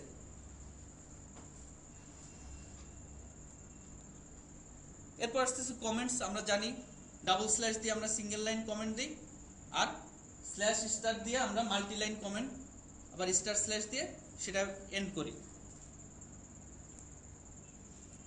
আবার কমেন্টের উপর বেস করে কিন্তু আপনার জাভা কোড থেকে জাভা ডক জেনারেট করা যায়, ঠিক আছে? মানে কমেন্টগুলো ওইভাবে প্লেস করতে হয় যাতে আপনার একটা সোর্স কোড থেকে কিন্তু আবার জাভা ডক কিন্তু জেনারেট করা যায়। আমরা যে বিশাল বিশাল জাভা ডকুমেন্টেশন দেখতেছি, এই জাভা ডকুমেন্টেশনগুলোর HTML কিন্তু বসে বসে বানানো হয়নি, ঠিক আছে? এগুলো আপনার জাভা কোড থেকে জেনারেট করা হয়েছে, যে কোন একটা ক্লাসের মধ্যে কি কি মেথড আছে, তার ক্লাস হায়ারার্কি কি হবে, ঠিক আছে? আমরা যে জাভা ডকুমেন্টেশনে দেখি, এটা কিন্তু কেউ বসে বসে HTML ডিজাইন করে নাই, এটা টুল দিয়ে জেনারেট করা কোড থেকে, ঠিক আছে? জি, রাইট, সেখান থেকে জেনারেট করা হয়। কিছু স্পেসিফিক মানে ডকুমেন্টেশনের কিছু স্পেসিফিক ফরম্যাট আছে যেগুলো ফলো করলে জাভা ডক টুল দিয়ে সেটাকে জেনারেট করা যায়, ঠিক আছে? আচ্ছা, এইখানে কমেন্টস নিয়ে কথাবার্তা বলছে। নেক্সট আমরা যেটাতে আসতেছি লিটারালস। লিটারালস যেমন আমরা প্রায় কি করি, লিটারালস বিভিন্ন রকম হয়, সেটা নিউমেরিক ইন্টিজার লিটারাল হইতে পারে, ফ্লোট লিটারাল হইতে পারে, স্ট্রিং লিটারাল, ক্যারেক্টার লিটারাল, বিভিন্ন রকম হইতে পারে। লিটারালগুলি বেসিক্যালি কি, যেমন আমরা লিখতেছি যে একটা ভেরিয়েবল ইনিশিয়ালাইজ করতেছি, ইন্ট i = 100, এখানে লিটারাল হচ্ছে 100, i হচ্ছে কি আইডেন্টিফায়ার, ইন্ট হচ্ছে কি কিওয়ার্ড, তাই না? ঠিক আছে। তো এই হচ্ছে ব্যাপার। সো আমরা যে মাই ফার্স্ট জাভা প্রোগ্রাম স্ট্রিংটা ছিল ওইটা আসলে আমাদের একটা স্ট্রিং লিটারাল। এরপরে যেটা আসতেছে সেপারেটরস। সেপারেটরস এর মধ্যে প্রথমে আছে প্যারেনথিসিস। প্যারেনথিসিস আসলে কি, যে আমরা যে ফার্স্ট ব্র্যাকেট বলি যেটাকে, ফার্স্ট ব্র্যাকেটটা কিছু কিছু কাজ করে। যেমন কি কি কাজ করে সে সে হ্যাঁ, ক্যালকুলেশনের ক্ষেত্রে আমরা কি করি, যে অ্যাসোসিয়েটিভিটি, যেটা যে কোনটার পর কোনটা ক্যালকুলেশন হবে, ঠিক আছে। যেমন আমরা যখন লিখি 3 ইন্টু 4 প্লাস 2, তখন কিন্তু আগে কি এই যোগটা আগে হবে, 3 ইন্টু 4 কিন্তু আগে হবে না। কিন্তু যদি আমরা এইভাবে দিতাম তাহলে আগে কিন্তু এই আমরা যে ওই যে সরলের যে নিয়ম ছিল, ঠিক না, এই এই রুল অনুসারে আগে এই গুণটা হয়ে যেত, ঠিক আছে। কিন্তু আমি চাই আগে যোগটা হোক, সেক্ষেত্রে আমরা প্যারেনথিসিস ইউজ করতেছি। অথবা আরো কি কি কাজে ইউজ হতে পারে, যেমন আমরা ধরা যাক একটা বাইট ভেরিয়েবলের মধ্যে আমরা একটা ইন্টিজার ভ্যালুকে আমরা কাস্ট করতে যাচ্ছি, কাস্ট করতে পারবো না, কারণ ছোট জায়গার মধ্যে বড় জিনিস দিতে যাচ্ছি। তো তখন আমাদের কি, যদি আমাদের করাই লাগে সেক্ষেত্রে আমাদের টাইপ কাস্ট করতে হবে। তো এই টাইপ কাস্ট করার সময় কিন্তু আমরা প্যারেনথিসিস ইউজ করতেছি। আরো ইউজ কি হতে পারে, আমরা মেথড ইনভোক করতেছি, যখন মেথড কল করতেছি বা একটা মেথড ডিফাইন করতেছি, তার প্যারামিটার লিস্ট যেখানে দিচ্ছি সেখানে আমরা ইউজ করি। এটা গেল হচ্ছে প্যারেনথিসিস। দেন হচ্ছে ব্রেসেস। ব্রেসেস হচ্ছে বেসিক্যালি হচ্ছে যেটা আমরা বলি সেকেন্ড ব্র্যাকেট। তো সেকেন্ড ব্র্যাকেটের ইউজ হচ্ছে সবচেয়ে বেশি ইউজ যেটা, সেটা হচ্ছে কোনো একটা কোড ব্লককে আমরা আলাদা করি বা কোনো একটা ক্লাসকে আমরা ডিফাইন করি যখন, তখন ইউজ করা হয়। মেথড ডেফিনিশন ইউজ করা হয়, লোকাল স্কোপ, অথবা আরেকটা জায়গায় ইউজ করা হয় সেটা হচ্ছে অ্যারে, যখন আমরা ইনিশিয়ালাইজ করি। যেমন আমরা কিন্তু একটা অ্যারেকে, একটা ইন্টিজার অ্যারে, এটাকে আমরা কিন্তু এইভাবে 1 2 3 অর্থাৎ এটা কতগুলো এলিমেন্ট হবে সেটা না বলে দিও, এভাবে ইনিশিয়ালাইজ করতে পারি। তো এভাবে যখন আমরা ইনিশিয়ালাইজ করতেছি তখন আমরা এই কার্লি ব্রেস ইউজ করতেছি। আরেকটা সেপারেটর হচ্ছে সেমিকোলন। সেমিকোলনের শুধুমাত্র কাজ হচ্ছে কি, স্টেটমেন্ট সেপারেট করা। শুধুমাত্র একটা সেমিকোলন দিলেই কিন্তু একটা স্টেটমেন্ট হয়ে যায়, এমটি স্টেটমেন্ট, ঠিক না। তো সেপারেটর বেসিক্যালি যেটা করে যে স্টেটমেন্টগুলোকে সে টার্মিনেট করে। এরপর সেপারেটর হিসেবে আসতেছে কমা। কমা, যেটা কমা দিয়ে আসলে অনেক জায়গায় কাজ করি। যেমন আমরা যখন মাল্টিপল ভেরিয়েবল ইয়ে করি, হ্যাঁ হ্যাঁ একই টাইপের, তখন দেখা যাচ্ছে integer int X Y Z, এইভাবে আমরা সবগুলাকে ডিফাইন করতে পারি। আবার এগুলাকে একবারে ইনিশিয়ালাইজও করে যেতে পারি, ঠিক আছে। Int X equal to 10, Y equal to something, এভাবে কিন্তু আমরা ইনিশিয়ালাইজও করে যেতে পারি। সো কমার এরকম ইউজ আছে। নেক্সট ইউজ যেটা আছে সেটা হচ্ছে পিরিয়ড। পিরিয়ড বলতে আসলে ডটগুলোকে আমরা বুঝাচ্ছি। ডট দিয়ে আমরা কি করতে পারি, বেসিক্যালি কোনো একটা অবজেক্টকে অ্যাক্সেস করতে পারি, ঠিক না। কোনো একটা অবজেক্টকে আমরা তার সাব ক্লাস বা সাব প্যাকেজ এগুলাকে আমরা অ্যাক্সেস করার সময়, বা কোনো অ্যাট্রিবিউট বা কোনো মেথডকে অ্যাক্সেস করার সময় আমরা পিরিয়ড ইউজ করি। তো এই জিনিসগুলো আসলে আমরা ইউজ, মানে কোনটা একেবারে আলাদাভাবে কি জিনিস এটা না জানলেও আমরা এগুলার ইউজ জানি। সো এগুলা খুব একটা ইম্পর্টেন্ট না মনে রাখার জন্য, বাট তবু জেনে রাখা। এখানে বেসিক্যালি একটা লিস্ট অফ কিওয়ার্ডস আছে, হ্যাঁ। তো খুব একটা আমি এইখান থেকে আসলে এই কিওয়ার্ডস গুলো দেখানোর একটা কারণ আছে, যে একটা প্রজেক্টে অনেক দিন আগে কাজ করতে যে আমি একটা প্রবলেমে পড়ছিলাম। এই প্রবলেম কোনোভাবেই সলভ হয় না, ঠিক আছে, কোনোভাবেই সলভ হয় না। পরে দেখলাম আমি একটা ইমেজ ফাইলের নাম রাখছিলাম final.png, ঠিক আছে। তো final.png রাখার কারণে ওই ইমেজটার মধ্যে আসলে ফাইনাল একটা টেক্সট লেখা ছিল, টু মানে ডিফারেন্ট ফন্টে, যে সেই ফন্টটা অ্যান্ড্রয়েডে অ্যাভেলেবল না বলে আমি ওইটা টেক্সটের বদলে আমি একটা ইমেজ ইউজ করছিলাম। তো ফাইনাল লেখা ছিল বলে ওই ইমেজ ফাইলটার নাম আমি দিয়েছিলাম final.png। ফলে art.java ফাইলে যখন সে একটা আইডি ক্রিয়েট করতে গেছে তখন সে এখানে ফাইনাল ক্রিয়েট হয়েছে, এবং ফাইনাল যখন ক্রিয়েট হচ্ছে তখন সে আসলে অটোমেটেডভাবে art.java ফাইলটাকে জেনারেটই করতে পারতেছে না। তো জেনারেট করতে না পারলে দেখা যাচ্ছে যে আমার জেন ফোল্ডারটা প্রজেক্টের যে এইখানে আমাদের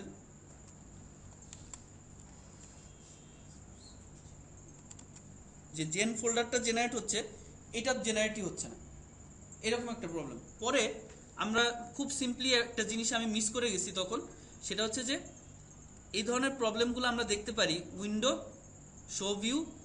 আপনারা দেখবেন এখানে প্রবলেমস একটা ইয়ে আছে, এই প্রবলেমসে দেখবেন এই ধরনের এররগুলা, যেমন ওইটার জন্য পার্টিকুলারলি আমার একটা এরর দিছিল, যে এই মুহূর্তে ঠিক খেয়াল নেই, হয়তো এররটা এরকম দিছিল যে can not generate art.java file, কিন্তু আমি এটা বাইর করতে পারছিলাম না যে কেন জেনারেট করতে পারছি না।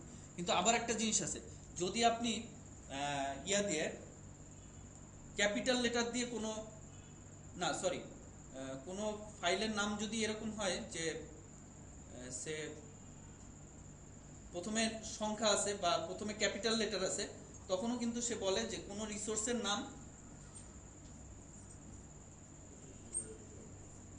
এটার বাইরে হইতে পারবে না, ঠিক আছে, এটার বাইরে হইতে পারবে না, সরি এটা এরকম না, অ্যাটলিস্ট একটা থাকতে হবে, এরকম একটা রেগুলার এক্সপ্রেশন দিয়ে তারা বলে যে রিসোর্সের নাম এর বাইরে হইতে পারবে না, ঠিক আছে। স্মল লেটার থাকতে হবে লেআউটগুলোর নামে, স্মল লেটার এবং 0 থেকে 9। আন্ডারস্কোর সাপোর্ট করে কি? হ্যাঁ আন্ডারস্কোর করে, সরি আন্ডারস্কোরও মনে হয় এর মধ্যে আছে, আন্ডারস্কোর করে, ঠিক আছে, হ্যাঁ আন্ডারস্কোর করে, এখানেই তো দেখা যাচ্ছে। সো সেজন্য এই কিওয়ার্ডগুলো আর কি, অনেক কিওয়ার্ডই আছে, যেমন মানে আমরা খুব একটা ইউজ করি না, যেমন খুব বেশি কিন্তু আমরা কিন্তু সবাই খুব বেশি স্ট্রিক্ট এফপি ইউজ করছি বলে মনে হয় না, কিংবা খুব সচরাচর আমরা ট্রানজিয়েন্ট ইউজ করি মনে হয় না। হ্যাঁ এটা অনেক পরে 1.6 বা 1.7 এর 1.6 এর, ঠিক আছে। তো এই জিনিসগুলা এই জন্য একটু জানা দরকার আছে জাস্ট। সো আমরা এখান থেকে একটু একটা জিনিস বোঝার চেষ্টা করি, যে যেমন এখানে কিছু কোশ্চেন দিছে যে what's the difference between a keyword and an identifier. আমরা বুঝতেছি আইডেন্টিফায়ার হচ্ছে class name, method name, variable name, আর কিওয়ার্ড হচ্ছে জাভার রিজার্ভ কিছু ওয়ার্ড, যেগুলো আমরা আইডেন্টিফায়ার হিসেবে কখনো ইউজ করতে পারবো না। নেক্সট হচ্ছে what is the difference between an identifier and a literal. Identifier ওই সিমিলার কথা, যে আমরা যেসব নাম আমরা নিজেরা দিচ্ছি, class name, method name, variable name, আর লিটারালগুলো আসলে কি কনস্ট্যান্ট, ঠিক না, কিছু সংখ্যা হইতে পারে, ক্যারেক্টার হইতে পারে, স্ট্রিং হইতে পারে, ফিক্সড জিনিস। এরপরে যেমন বলতেছে এর মধ্যে কোনগুলা ভ্যালিড আইডেন্টিফায়ার, যেমন প্রথমে আসতেছে ইন্ট, ভ্যালিড না, অ্যান ইন্ট এটা ভ্যালিড, ভ্যালিড i1 ভ্যালিড, 1 সম্ভব না, থিং 1, ঠিক আছে, 1 থিং এটা হবে না কারণ প্রথমে সংখ্যা আছে, 1-100 এটা হবে না কারণ মাঝখানে একটা ড্যাশ আছে, যদি আন্ডারস্কোর থাকতো তাহলে, যেমন 100 আন্ডারস্কোর আছে এটা হবে, সামথিং টু ডু এটাও হবে। ওকে, এখন আমরা এই যে এখানে যে কোড ব্লকটা আছে এখান থেকে আমরা আইডেন্টিফাই করব লিটারাল কোনগুলা, সেপারেটর কোনগুলা, আইডেন্টিফায়ার কোনগুলা। যেমন প্রথমে লেখা আছে ক্লাস, এটা কি keyword, my program, separator int, keyword I, operator, কি অপারেটর এটা, অ্যাসাইনমেন্ট অপারেটর। গুড, তাহলে তো আমরা মানে মোটামুটি দেখা যাচ্ছে যে সবার মোটামুটি জিনিসপত্রগুলো মনে আছে। তো এই হচ্ছে আমাদের গেল। এরপরে আমরা চলে আসবো হচ্ছে ডাটা টাইপের মধ্যে।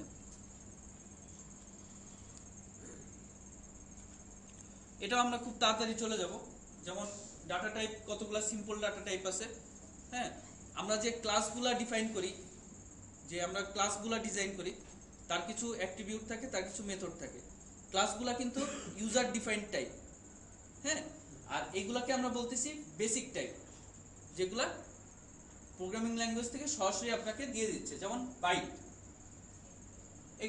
এই সাইজগুলো বেসিক্যালি যেটা বলা হয় এটা হচ্ছে প্রসেসরের আর্কিটেকচারের উপর ডিপেন্ডেন্ট, কিন্তু ইন জেনারেল 32 বিট মেশিনে ইন জেনারেল আমরা এই সাইজগুলো পাই। যেমন বাইট হচ্ছে 8 bit, short 16 bit, integer 32 bit, long হচ্ছে 64 বিট, ফ্লোট হচ্ছে 32 bit floating point type, double হচ্ছে 64 bit floating point type. Floating point টাইপের দুইটা পার্ট থাকে, ঠিক না? একটা হচ্ছে পূর্ণ সংখ্যা আর একটা হচ্ছে তার ভগ্নাংশ, ঠিক আছে? তারপরে ক্যারেক্টার, ক্যারেক্টার বেসিক্যালি ইন্টিজারই, হ্যাঁ, ইন্টিজার ফরম্যাটে ইন্টিজার হিসেবেই থাকে, কিন্তু সেটা রিপ্রেজেন্টেশন আলাদা, সিম্বল হিসেবে সেটা শো করে। তারপরে হচ্ছে বুলিয়ান। বুলিয়ানের দুই রকম ভ্যালু হতে পারে, ট্রু আর ফলস, যেটা অনেক ল্যাঙ্গুয়েজে আছে যে ট্রু ফলস না, ইয়েস নো, ঠিক আছে? হ্যাঁ, অনেক ক্ষেত্রে আমরা সরাসরি বেসিক টাইপ বুলিয়ান পাই না, সিতে আমরা বেসিক বুলিয়ান টাইপ পাই না, আমরা হয়তো এখানে কোনো ফ্ল্যাগ ইউজ করলে দেখা যেত 0 1 ভ্যালু দিয়ে কাজ করতাম। হ্যাঁ, কোন ল্যাঙ্গুয়েজে? ভিজুয়াল বেসিকে। আচ্ছা আচ্ছা।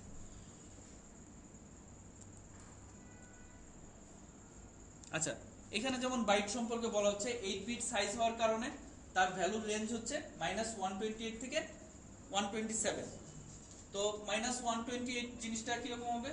সবগুলো যদি 1 হয়, ঠিক আছে? সবগুলো 1 হলে এটা যদি সাইন বিট ধরি আমি, ঠিক আছে, এটা সাইন বিট ধরলে এটা হচ্ছে, আচ্ছা, তো এইভাবে রেঞ্জগুলো আর কি সবগুলারই তাদের সাইজ অনুসারে ডিফাইন। 16 বিট ইন্টিজারের ক্ষেত্রে তার শর্ট, যেটা শর্ট আসলে 16 বিট ইন্টিজার টাইপ।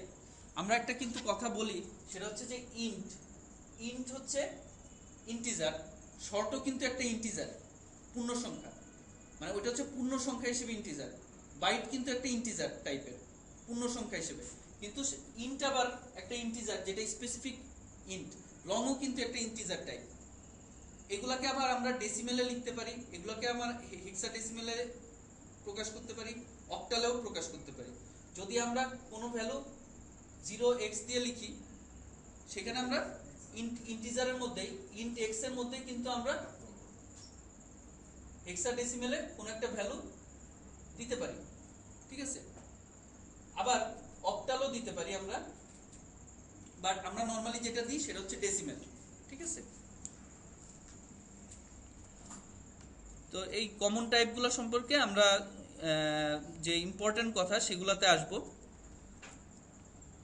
ইম্পর্টেন্ট কথাগুলো হচ্ছে টাইপ কনভার্সন এবং টাইপ প্রমোশন, এই পার্টগুলা, এগুলাতে আমরা চলে আসি।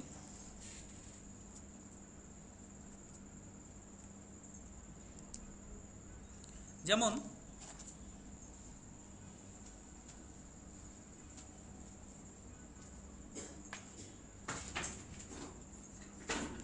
আমরা একটু কোডের থেকে একটু দেখাই জিনিসগুলা। আমরা একটা জাভা প্রজেক্ট ক্রিয়েট করব এখানে।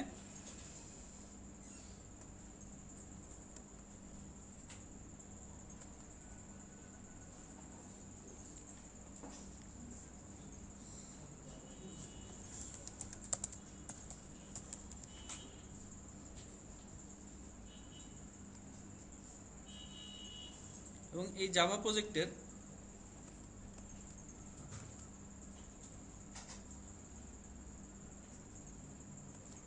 যে ডিফল্ট প্যাকেজ আছে তার মধ্যে আমরা একটা ক্লাস ক্রিয়েট করব।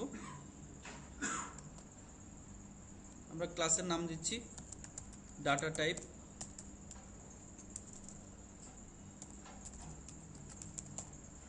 ডেমো। এবং এখানে আমরা যদি সরাসরি মেইন মেথডটা অটো জেনারেট করতে চাই, এখানে আমরা চেকবক্স দিয়ে পাবলিক স্ট্যাটিক ভয়েড মেইন এটা সহ আমরা ক্লাসটা ক্রিয়েট করলাম। সো এখানে আমাদের ডাটা টাইপ ডেমো ক্লাসটা তৈরি হলো।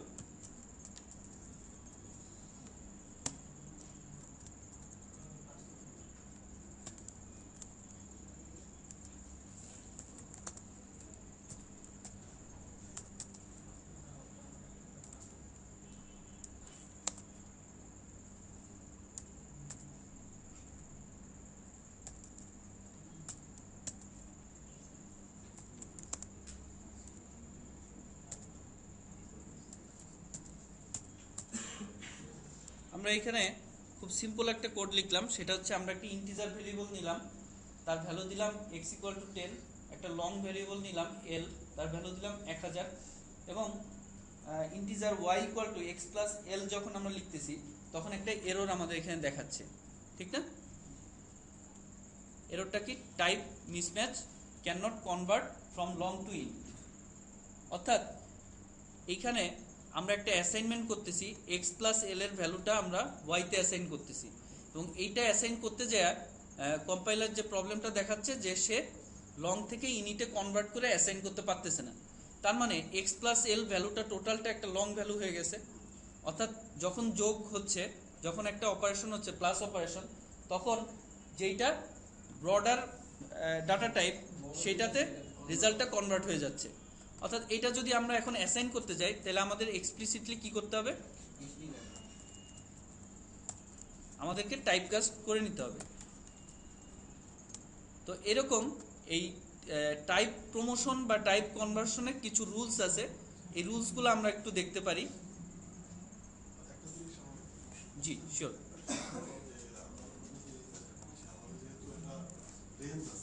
জি,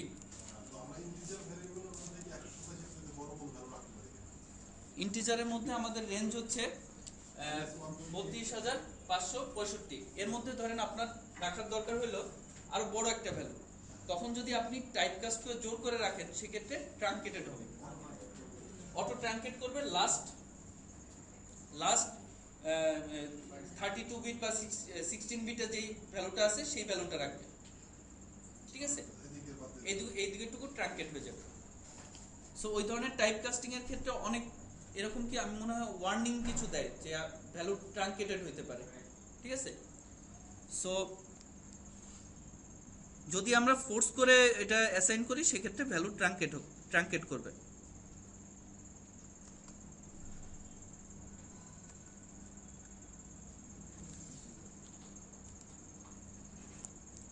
সো এইখানে আমরা একটু পরবর্তীতে আরো দেখবো এই ধরনের টাইপ কনভার্সন, টাইপ প্রমোশন, এই জিনিসগুলো খুব ইম্পর্টেন্ট।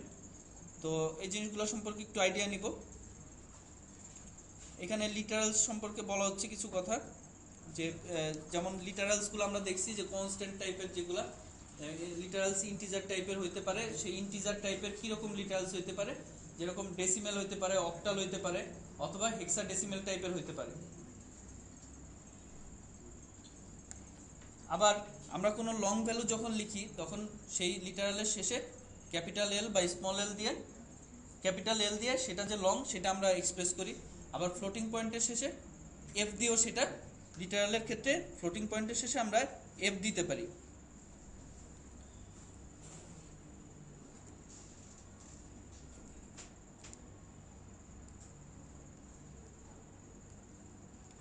এই জিনিসগুলা, এই লিটারাল বা এই টাইপের জিনিসগুলো আপনারা একটু দেখবেন, এগুলা যে বেসিক্যালি এগুলা সম্পর্কে আইডিয়া থাকা উচিত সবারই, এই জন্যই আর কি। এছাড়া যেটা আছে স্ট্রিং লিটারাল। আচ্ছা, এখানে আমরা দেখি যে এখানে কিছু কোডের আছে যে what is the value of b in the following code snippet, byte b equal to 0, b plus equal to 1। এখানে b এর ভ্যালু কি হবে? তাই কি আমরা দেখি।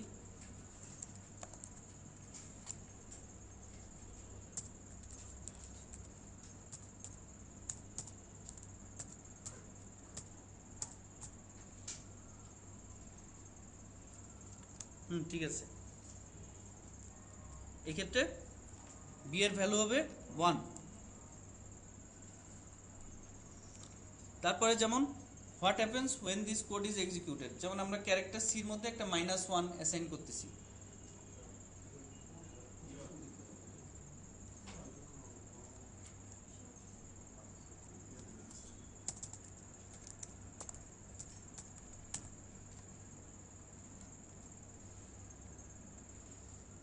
-1টা কি? একটা integer literal. So type mismatch হচ্ছে, সেই ইন্টিজারকে নিতে পারতেছে না। কিন্তু আমরা যদি এটাকে টাইপ কাস্ট করে দিই,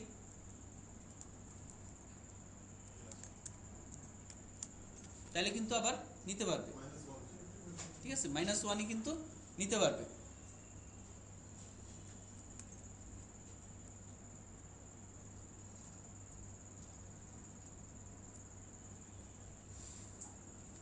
আচ্ছা, এরপরে যেটা বলছে which of the following lines will compile without warning or error, এবং এক্সপ্লেন করতে বলতেছে। তো এখানে আমাদের এরর দেখাবে কোন লাইনগুলোতে?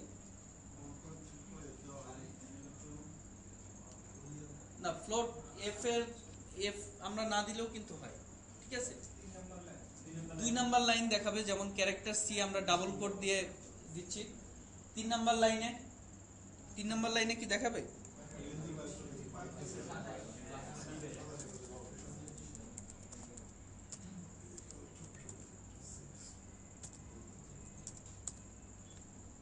সেক্ষেত্রে এররটা কি দেখাবে?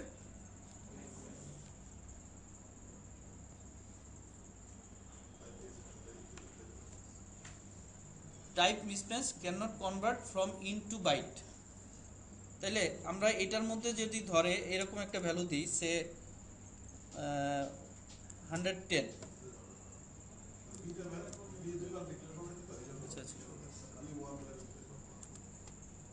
হ্যাঁ 110 দিলে এখানে কোনো এরর নাই। 256 যদি আমরা দেই, সেক্ষেত্রে একটা এরর দিচ্ছে যে ইন্টিজার ভ্যালুকে সে নিতে পারতেছে না।